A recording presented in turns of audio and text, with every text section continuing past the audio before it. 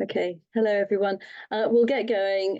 It's a couple of minutes after the start time. The numbers joining the webinar are still clicking up, but hopefully most people will have joined us now. So first of all, I'd just like to welcome everyone to this afternoon's webinar addressing the Arctic footprint of EU-related shipping emissions, which is organised by the Clean Arctic Alliance in association with the International Council on Clean Transportation.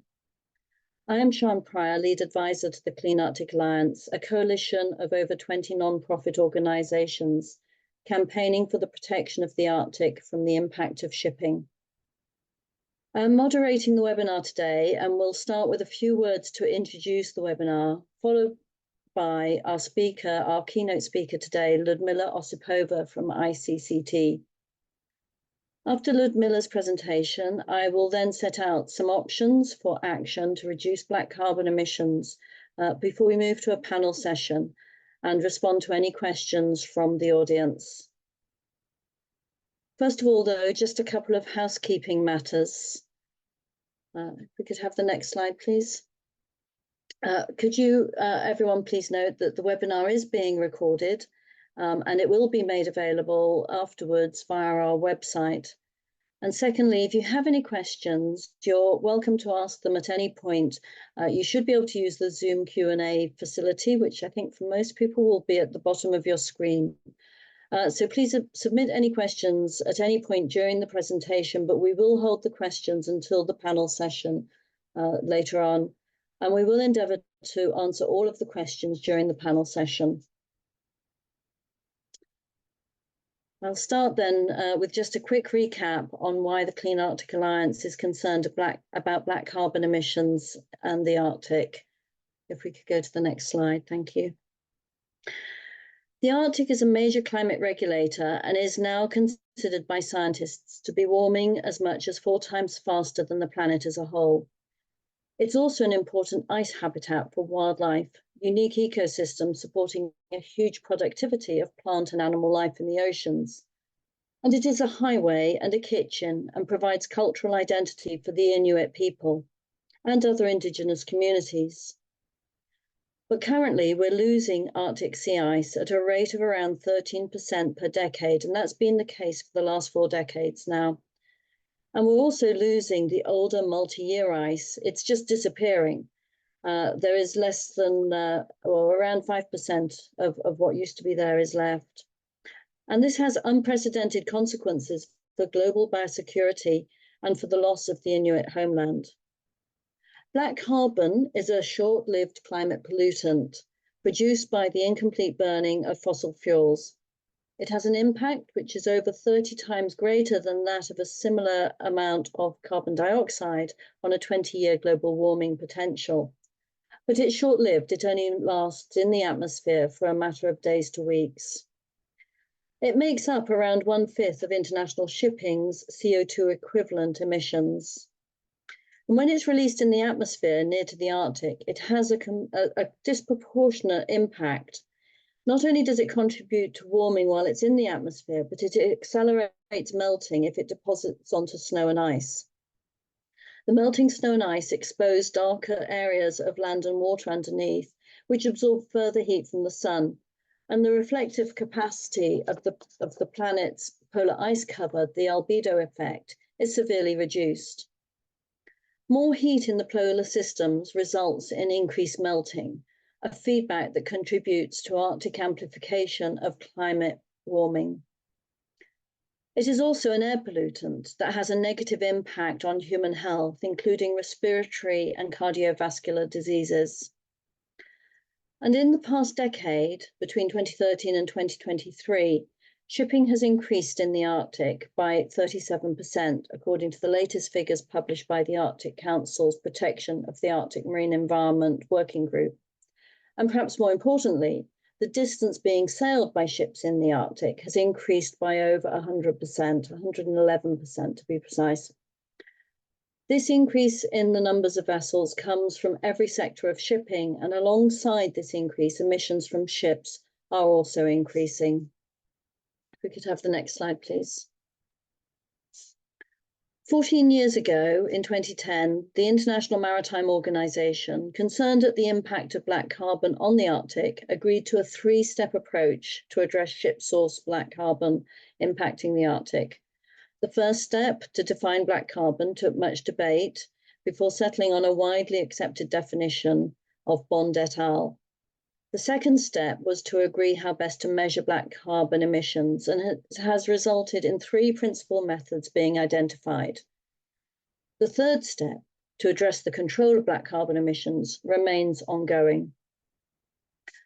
A decade after it started work, in 2021, the IMO adopted a resolution urging member states and ship operators to voluntarily use distillate or other cleaner alternative fuels or methods of propulsion that are safe for ships and will reduce black carbon emissions from ships operating in or near to the Arctic.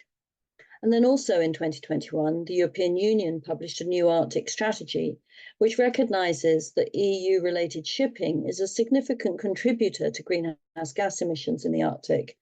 And it committed to not only addressing black carbon emissions impacting the Arctic, but to lead on zero-emission pollution from shipping in the Arctic. To date, however, there has been no regulatory action agreed. So that's where we are today, and I'd now like to introduce our main speaker, Dr. Liudmila Osipova, who is a senior researcher at the International Council on Clean Transportation. She holds a master's degree in environmental sciences and policy, as well as a PhD in natural science. Liudmila specializes in global ship operations, data analysis, environmental impact assessments, and the use of renewable fuels in maritime transport. She has co-authored over 20 publications on shipping sustainability, and the fourth International Maritime Organization greenhouse gas study. So over to you, Liudmila. Take the floor. Thank you. Thank you, Sean. Give me a second. I'll share my screen. Please let me know if you cannot see my presentation.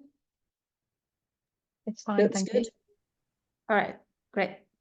Thank you very much, Sean, for the introduction. My name is Liudmila, as Sean said. I'm a senior researcher at the ICCT, and today I'm presenting on the EU-related shipping emissions in the Arctic. And let's just dig in. Here I put today's objectives, what exactly I'm going to talk about. So at first, I will provide a very short general overview of what kind of existing policies that are trying to tackle black carbon emissions at the IMO and the EU level. And then we will talk a little bit about what are the areas for the potential improvements of these policies in terms of black carbon emissions, which is going to be the main pollutant we're going to cover today. And then I will highlight the role of the EU in addressing Arctic shipping emission. And then I will talk about how we used Arctic shipping satellite data in the Arctic to quantify what is the EU shipping emissions, EU-related shipping emissions in the Arctic. And then we will compare it with the flag state approach. This is the approach that's currently used by the EU for quantifying the footprint in the Arctic. And we will conclude with some policy recommendations at the end. Actually, Sean already covered a little bit about the black carbon in the Arctic. I will just make a very high-level summary. Why is it important to look at the black carbon emissions? Well, there are at least two reasons, and there you can see them here on the screen. It is known that black carbon is a potent climate pollutant. In fact, it's 900 times stronger than, has a 900 times stronger global warming potential than CO2 emissions. And in the Arctic specifically, black carbon has even stronger global warming effect because it has a black color, and it's settled on the ice and on the snow in the Arctic, which reduces the reflectance potential called so-called albedo effect.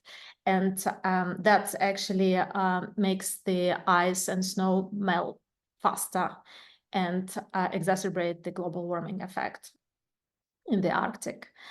But on top of that, black carbon also as a strong pollutant that has a negative health impact. It's a component of the particulate matter emissions, and it's a pollutant that has very strong health impact on it causes respiratory issues, it causes different cardiovascular diseases, and many other effects. There were studies showing that black carbon emissions itself, as a part of the particulate matters that is emitted above 40 degrees to the north, accounted for more than 6,000 premature deaths only in 2012. And yeah, so black carbon can be considered, it's usually a part of the PM, so it also has very strong negative health impact. And then on top, even knowing all of this, black carbon actually one of the least regulated pollutants. There are some policies, we're going to talk about it a bit later, that trying to sort of non-directly solve this pollution problem, but at the IMO level we have heavy fuel oil ban, but it has some drawbacks, it has some waivers and exemptions. We're going to talk about it a few slides later. And then the IMO and the EU shipping policies that are currently actively being introduced in a couple of years, during a couple last years, they actually do not include black carbon usually in regulations. That's why it remains a very big problem. On top of it, at the ICCT, we started to work at black carbon emissions in 2015. And since then, we use the remote sensing data, the satellite data, to track how black carbon emissions change over time in the Arctic. Here you see the plot that we put together last year, and this is the black carbon emissions growth from 2015 to 2021. And you see that black carbon emissions grew, doubled in the last years. In 2021, it's 2 times more black carbon than it was in 2015. And it's happening both as emissions from the heavy fuel oil, but also from all the fuels being burned by the shipping in the Arctic. And as you can see also on the right side, black carbon emissions are coming mostly from the fuel oil. It's either heavy fuel oil or low sulfur fuel oil. They have very similar black carbon content. And as you can see, it remains a primary source of black carbon emissions. There is a little bit, there is a small tendency in reduction, but not much. And distillate is on the second place. Distillate fuels, when they're burned in shipping engines, they actually they have lower black carbon content, but it's important to keep in mind that it's still not zero emissions, even though it's lower. And as you can see, it remains relatively stable over the year, the contribution of distillates. So now moving on to this very quick overview of what are the policies that trying to tackle black carbon emissions. So it's important to mention that there is no specific regulations that are addressing black carbon, but there are certain policies that indirectly affect black carbon emissions. And one IMO initiative that could have a great potential of decreasing black carbon emission is heavy fuel oil ban. This ban comes into force very soon. It's in July 2024, so it's a bit over than in 1 month from now. And basically what it does is prohibit to carry heavy fuel oil or use heavy fuel oil in the Arctic. And it sounds very good, but unfortunately it has some drawbacks, like many policies, some loopholes. First of all, this ban applies only to the IMO Arctic waters, which does not include the entire geographic Arctic. I will talk about it a little bit later, what it means and how do they look like, all the different scopes. But just for now, remember that it doesn't cover the entity of the geographic Arctic. And then also it has exemptions and waivers, which is an even bigger problem. So until July 2029, the ships that have certain conditions, that meet certain conditions, that they have protected fuel tanks, or it could be ships sailing Arctic flagged ships that sailing in the same under the same jurisdictional waters, they also can be granted with the waivers. Actually, at the ICCT, we look deeper into these problems with waivers and exceptions. So here you see the multiple scenarios that we modeled by looking how much this waiver and exceptions and also geographical scope can affect the emissions, black carbon emissions in the Arctic. So for this particular presentation, we just interested in these two scenarios, the one at the bottom and one at the up. So as you can see in the scenario that on the top, this is a scenario where we assume that there is no waivers, there is no exceptions, and the heavy fuel oil ban works 100% for all ship sailing in the Arctic. It has a great potential. It will in this case it would decrease heavy fuel oil carriage and use by 100%, and it would lead to 70% black carbon reduction, assuming that the ships are switching to the distillates. But as you can see at the bottom scenario, that's actually what's happening when the waivers and exemptions are in place. You will see that it will lead only to 5% black carbon reduction. So that's the situation up to 2029. Basically, this ban, if all waivers and exceptions are applied, does not lead to the significant black carbon emissions improvement. So what about the EU policies? Actually, European Union was quite active lately.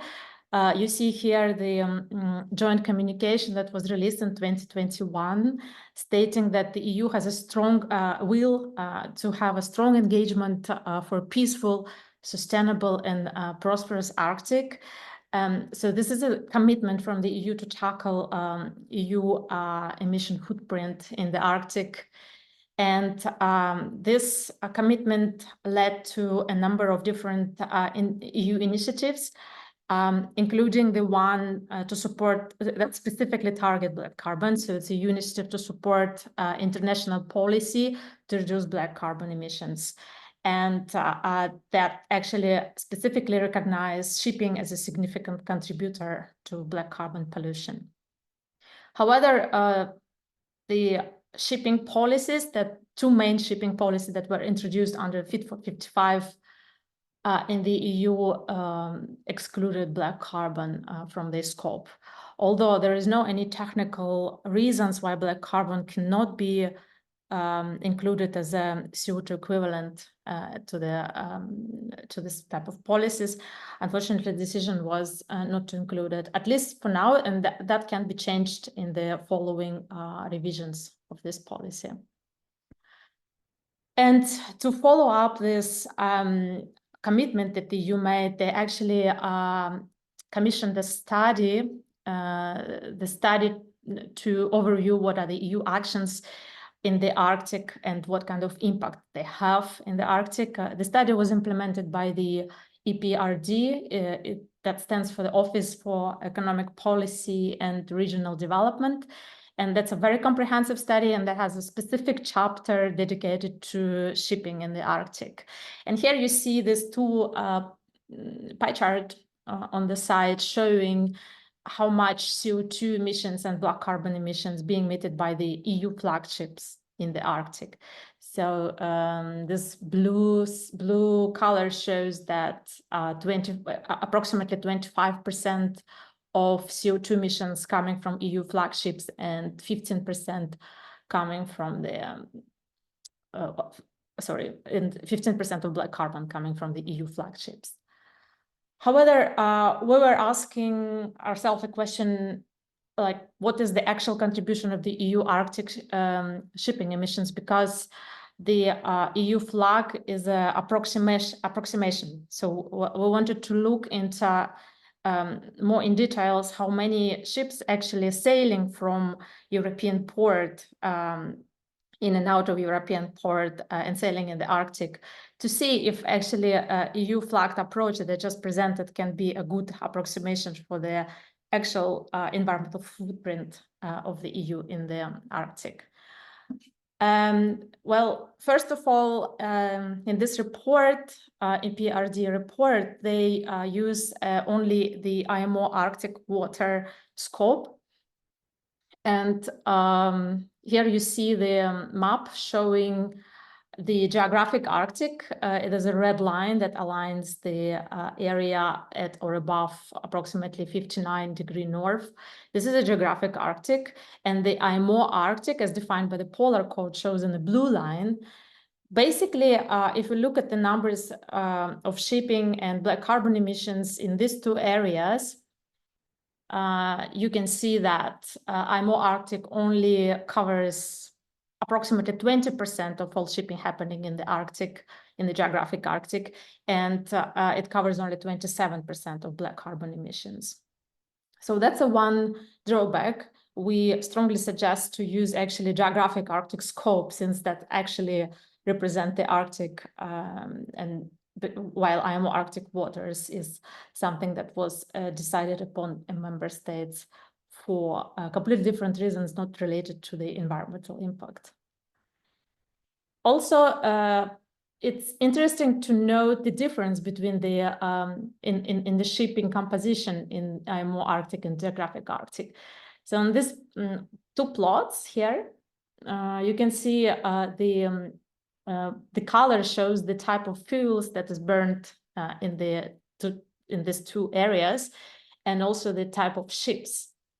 So you see the blue, the light blue colors shows the residual fuels, and it's visual that in the IMO Arctic the residual fuels are prevalent, while in geographic Arctic it's mostly distillate. So you see that approximately half of fuels burned in the IMO Arctic is have fuel oil, and in geographic Arctic is distillates.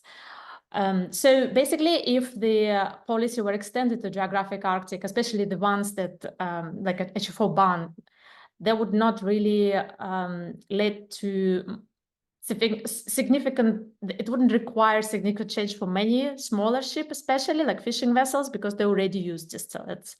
However, still, if you look at the absolute fuel burn numbers, you will see that still IMO Arctic, like look at the tankers or cargo ships, the most common ship type over there, it's actually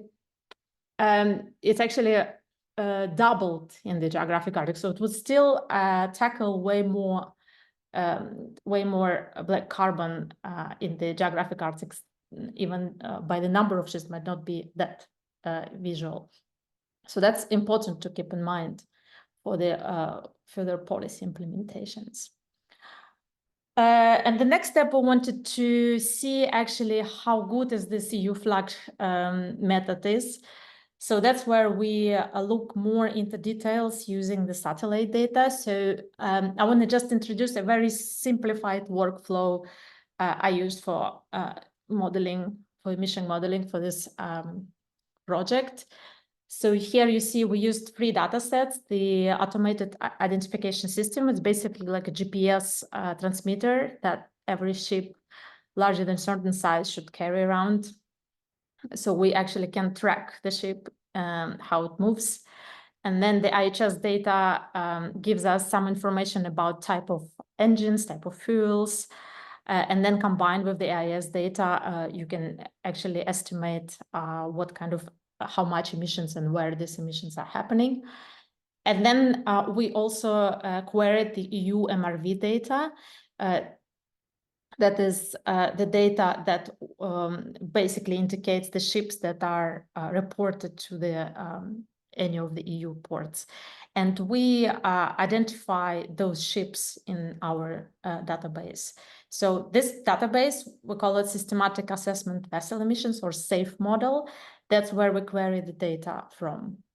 And then after that, we identify the parameters that we wanted to look at. So we wanted to look at the fuels, what kind of fuels and how much fuel is burned in the Arctic, like black carbon emissions, CO2 emissions, what kind of flag state the ships are running under. And then if the ships are coming in and out EU ports, that's where we use the EU MRV data. And then we restricted our search to only vessels larger or equal to 5,000 gross tonnage. And the reason for that is because only this type of big ships they have to report to the EU MRV. So for smaller ships, it would be harder to track if they're coming from the EU ports or not. And then after that, we identified two spatial domains, geographic Arctic and IMO Arctic, just as I presented on the previous slide. And then we look at the EU flag vessels versus EU MRV vessels. So that's what we applied to, and then we had our results, and I'm moving on to the results. First, I want to just introduce the general overview of what kind of flags, the most common flags are out there in the Arctic. In this picture, in this photo, you see the IMO Arctic specific data, so it's top 10 flag states, but this top 10 flags, they responsible for 90% of all fuels burned in the IMO Arctic. And as you can see, almost half of this corresponding to the to Russian flagships. And the second one is 10% by Cyprus. So if you look at this top 10 flags, you will see that EU member states, there are only 3 EU member states represented there. It's Cyprus, Denmark, and the Netherlands, and they are responsible for just 16% of the fuel consumptions in the EU, in the IMO Arctic.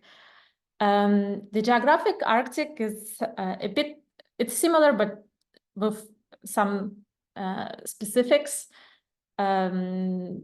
This top 10 flags in geographic Arctic represents 80% of fuel burned, but as you can see, the Norway flagged ships are way more present in this area, and Russia is only on the second place. However, the EU members flags, the Cyprus and Denmark, represents only 8% of the total fuel consumptions.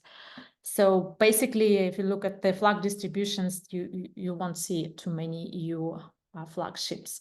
But does it mean that these ships never go to the EU ports or not? And that's what we wanted to estimate using the data.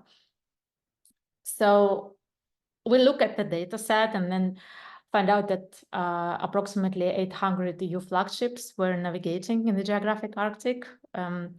And this accounted for 26% of all larger ships sailing in the Arctic. So 26% of EU flagships sailing in the geographic Arctic. And if we look at the ships that are reported to the EU MRV during the same year, you see that the numbers are very different. The total of 2,300 ships reported to the EU MRV in 2021, and also navigated in the geographic Arctic the same year. And this accounts for 73% of all ships navigating in the Arctic. So it looks like the EU flagships significantly underestimate actual EU footprint in the Arctic.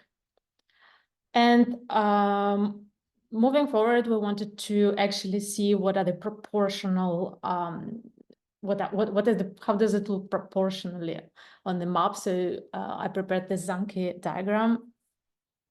As you can see, this is a black carbon emissions this time, not the fuel, but the black carbon. And as you can see, the ships, the bigger ships, they mostly represent cargo ships and tankers. They are the main contributor to black carbon emissions. And then you see the proportion of geographic Arctic to the IMO Arctic. As you can see, the IMO Arctic black carbon emissions from bigger ships only covers only 32% of the geographic Arctic.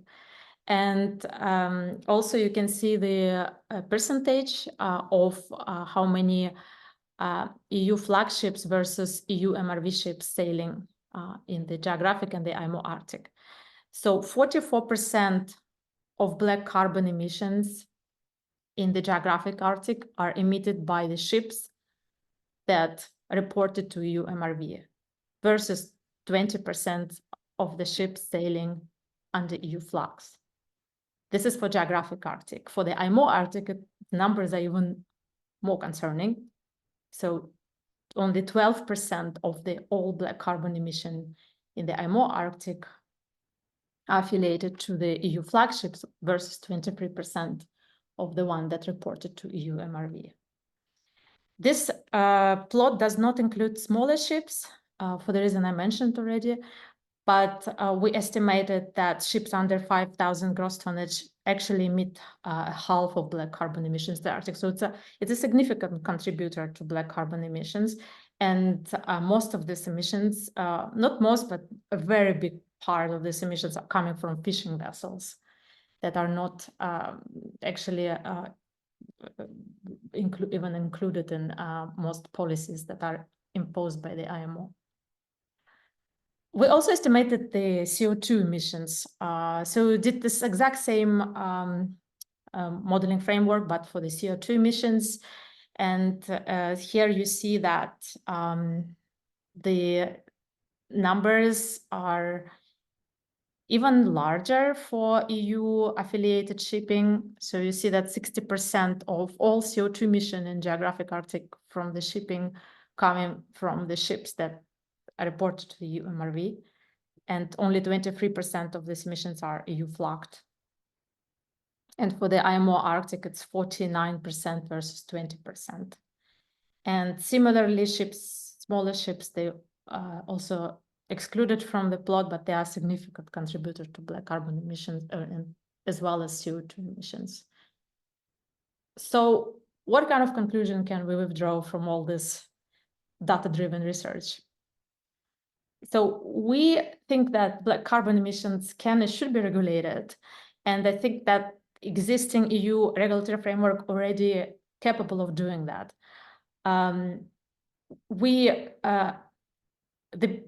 Basically, the main step that can be done already tomorrow is to require all ships that going in and out of the EU ports and traveling in the Arctic switching to distillate fuels instead of continue using heavy fuel oil. That would already make a huge difference. But on top of that, in the upcoming revisions of the FuelEU Maritime, although this Fit for 55 package that is targeting shipping, they could actually consider to include black carbon in greenhouse gas emission intensity standards. And as I already mentioned before, there is no any technical reasons why that cannot be done in the next revision. But also to capture the entire scope of the Arctic and of the black carbon emissions that are happening in the Arctic, we suggest to adopt the geographic Arctic definition instead of continue using IMO polar code definition. So that's all waters at or above 59 degree north should be included in the policy scope. Then we also suggest, based on the data, that the definition of EU-related shipping should be switched from the EU flag approach to the ships that are reporting to the EU MRV, because the EU flag approach does not really capture the real footprint that EU shipping has in the Arctic. And finally, we suggest to pay attention to the smaller ships, since they are significant contributors to CO2 emissions, to black carbon emissions, and that can happen. And I know that the smaller ships will be already included in the EU MRV starting next year. So there is a potential also for expanding to smaller ships, and pay attention, especially to the fishing vessels that's shown to be a very significant contributor to the pollution in the Arctic. So that's all from my side. I'm open for any questions, and yeah, thank you for your attention. Thank you, Liudmila. Just get the settings. Thank you. We can just get our slides back. Then I'll just say a few more words and then we'll move on into our panel session. And I see some questions coming in as well, which is great. Thank you. So just briefly then, the Clean Arctic Alliance believes that reducing Arctic ship emissions and ensuring all ships operating in and near to the Arctic implement the necessary action to reduce black carbon emissions is going to require mandatory measures. But so far, the focus has really been on voluntary efforts. I mentioned an IMO resolution earlier that was adopted in 2021, and this calls on states and shipping companies to voluntarily switch to distillate fuels or other cleaner fuels or forms of propulsion in the Arctic. And the science shows that such a fuel switch clearly leads to lower black carbon emissions. It's important also to recognise, though, that this is not an onerous task. Ships already switch to distillates quite regularly as they operate in and out of emission control areas in Europe and in North America. This year, there were two new sets of IMO guidance approved in principle. They still need to be adopted later in the year. The first of which is providing guidance on recommendatory goal-based control measures. And the second set of guidance is on the voluntary measurement and reporting of black carbon emissions. And while these might start to make some difference, particularly the measurement and monitoring of emissions guidance, we don't have confidence at this stage that they will really make an impact in terms of black carbon emissions reductions. So far, as has been said, there have been no decisions around mandatory actions. And in the meantime, black carbon emissions are increasing and have more than doubled.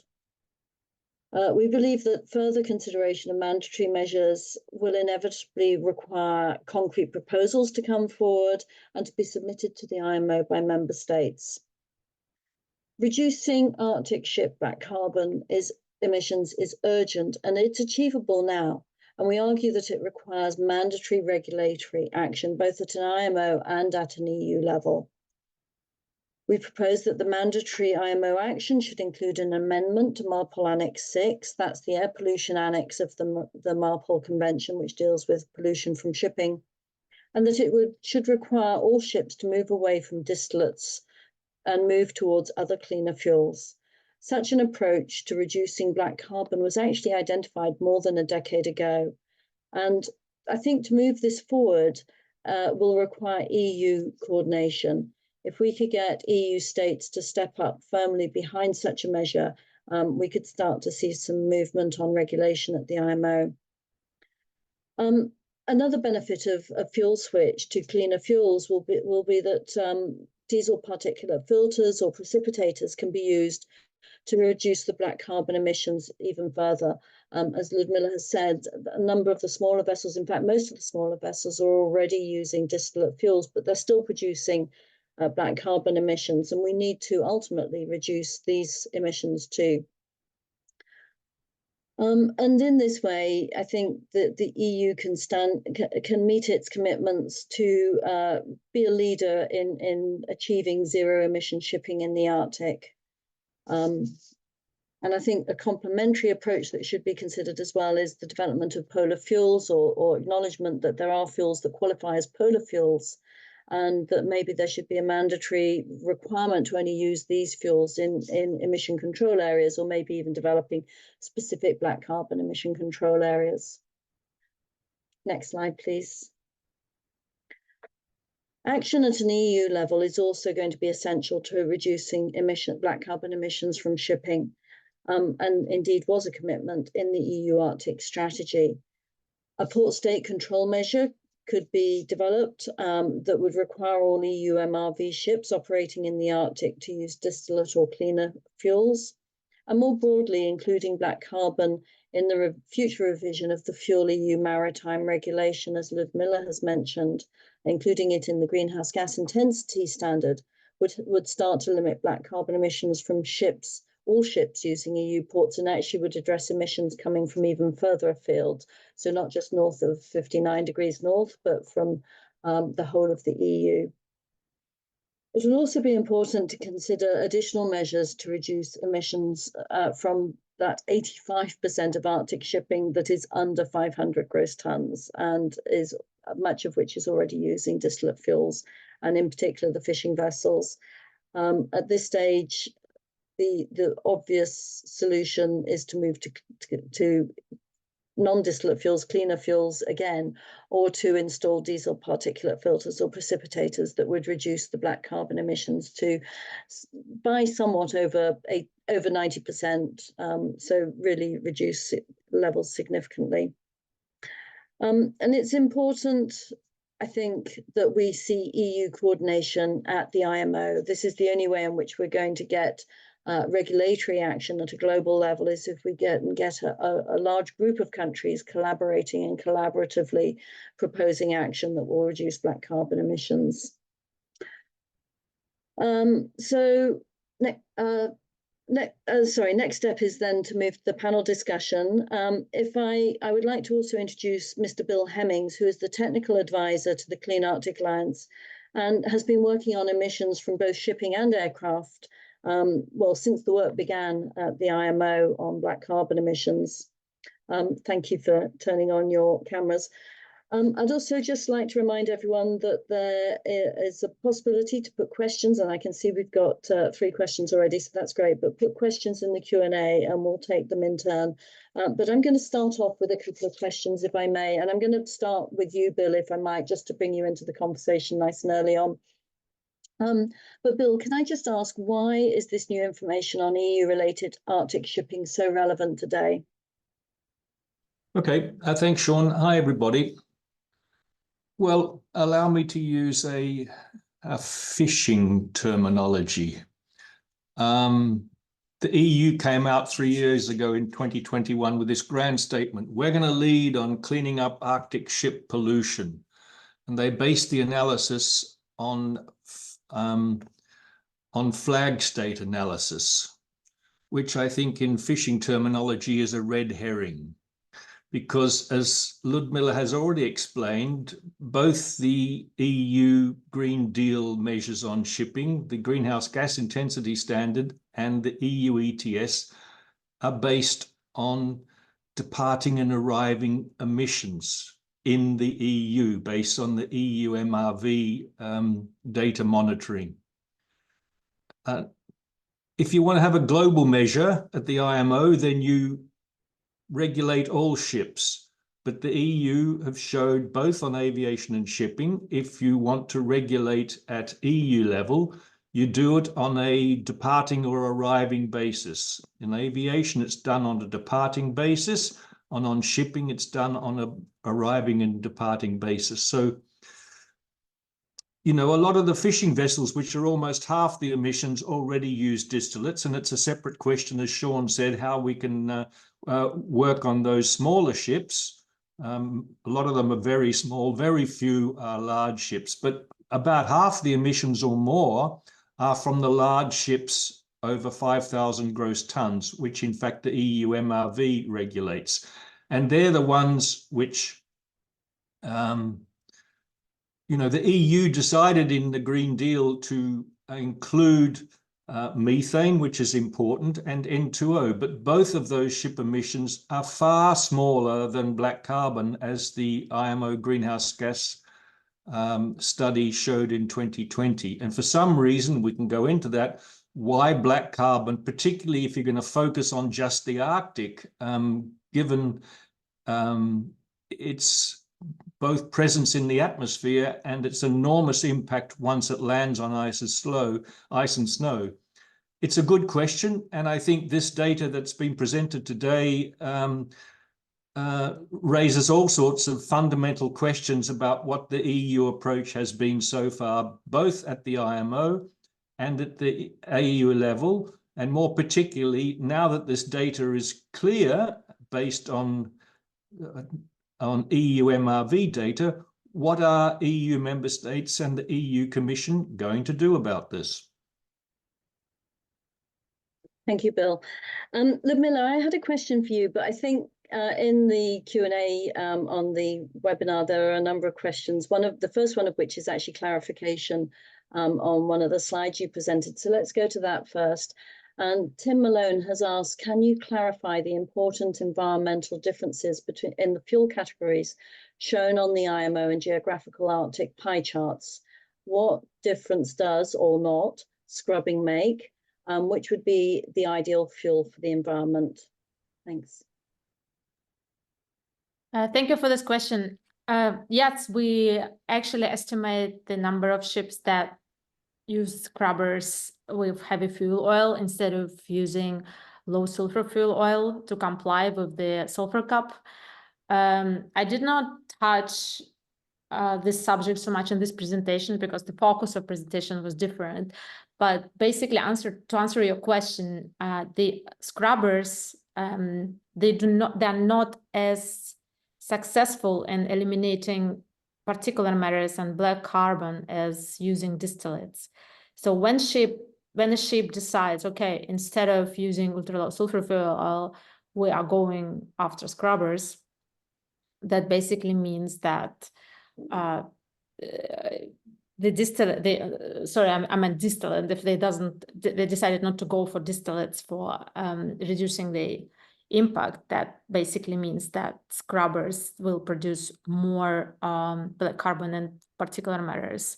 So they are, at least on the paper, they are as successful in removing sulfur. We don't know, is it really true in terms of, because there's different engine load might affect differently on the on how successful scrubbers are for that. But in terms of other emitters, we do have some data showing that it's not as good. So basically, the difference that scrubbing makes is that you get more emissions, black carbon emissions, you get more PM emissions than using distillates.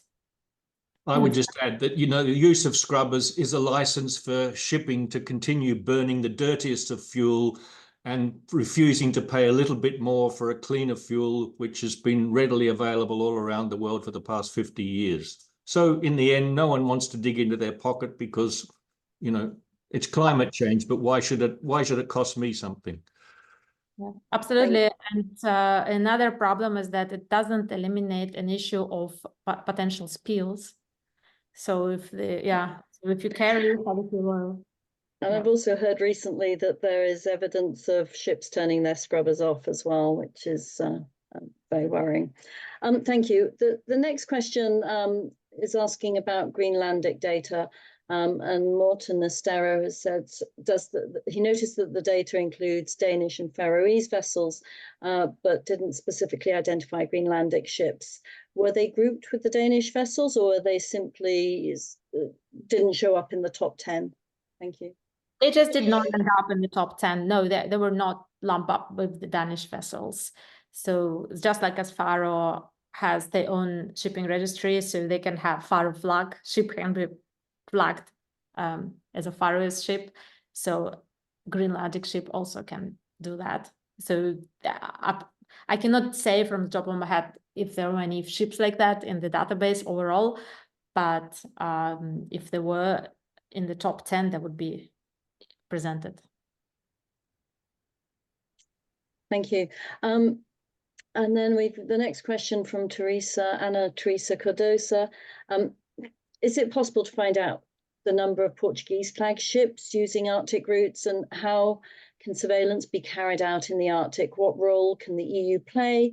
And is it possible for there to be more collaboration directly with Arctic states? I can come in on some of that if you like, but would you like to have a go first, Liudmila, and Bill, if you've got anything to suggest? I can answer the first question, and then maybe I can leave the rest for you and Bill. So yes, definitely we can find the number of Portuguese flagships. In fact, we do have this number.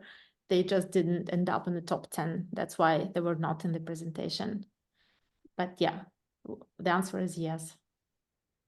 Yeah, I would just add, you know, if you've got a list of those ships, then you know, people in Portugal or in other member states can start to call these ships and ship owners out. But then if you want to regulate, it needs to be done at the MRV level, not at flag state level. And I'd add to that, I mean, in terms of surveillance carried out in the Arctic, it is tricky, but there are more and more groups looking now at surveillance of international shipping and emissions from international shipping. There's been some reports published earlier this year. I forget the name of the group off the top of my head, but there are bodies now that are actively monitoring emissions from ships via satellite data, etc. So I think that there is a lot more that can be done. And in terms of collaboration directly with Arctic states, yes, I mean, I think already there are non-Arctic states that are active at the IMO on this issue and collaborating with the Arctic states. I think many of them are what I would call Arctic observer states. So they're countries who have a commitment already and are part of the Arctic Council as observers. But there are certainly opportunities for more of that to happen. Thank you. Next question. Oh, crikey. Sorry, I've just realized we've got a few more yet. Sorry. Francisco Hilgas Schoen has asked, what are the most effective methods for accurately measuring black carbon emissions from ships in real time? And how can satellite technology be improved to enhance the monitoring of black carbon emissions over international waters? Anyone like to? Well, I mean, there are 3 and possibly 4 measures which the shipping industry are looking at. But, you know, what comes out of the ship will also depend on the engine, the size of the ship, the engine load, and the condition. And all those things need to be managed better at the ship level. And that's why these voluntary guidelines have been developed. But they've also been developed because no one wants to bite the bullet, which is that a cleaner fuel will across the board reduce all emissions, and it will reduce black carbon emissions by varying amounts depending on the ship type, engine type, and size. I mean, you've got to remember that you know, in the EU and North America and a few other places, road fuel has been heavily regulated for sulfur and aromatics, i.e. black carbon emissions, for more than 20 years, so that we all don't die from black carbon and fine particulate matter when we're wandering around cities. And for more than 10 years, the EU and North America have also done this for inland shipping for the same reasons.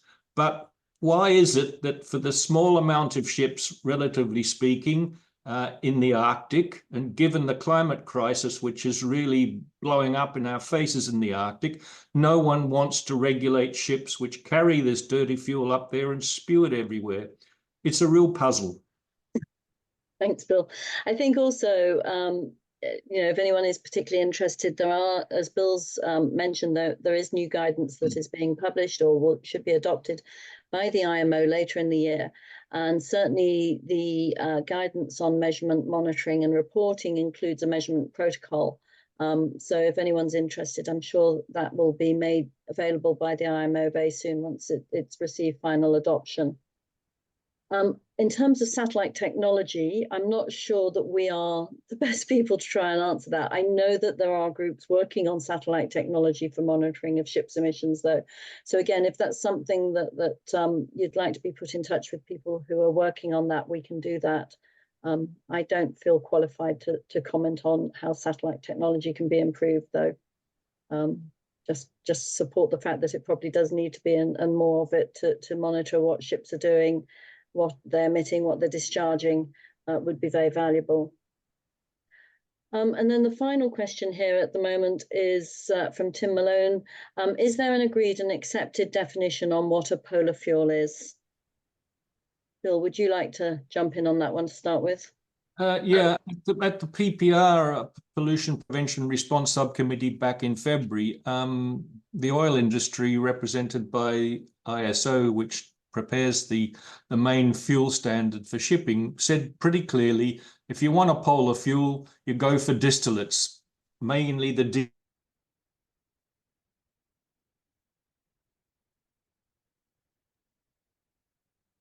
Bill, we seem to have lost you mid-sentence.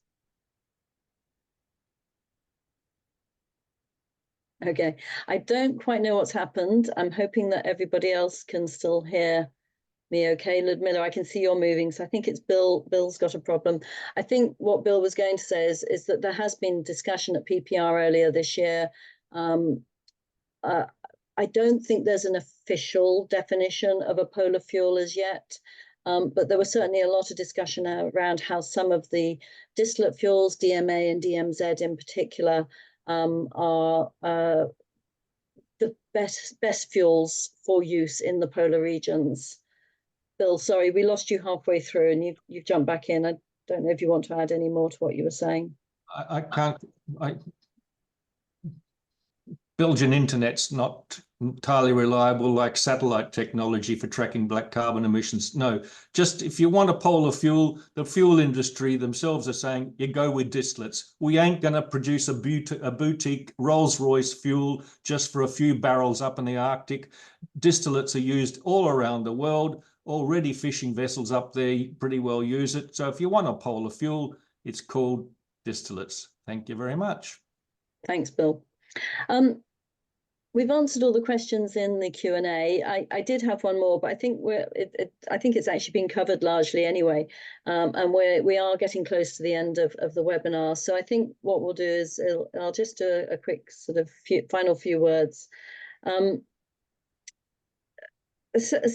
also I should just perhaps remind everybody that this is being recorded and it will be made available after today, and the details will be circulated. So if you want to revisit any of it, please, you can go back to us.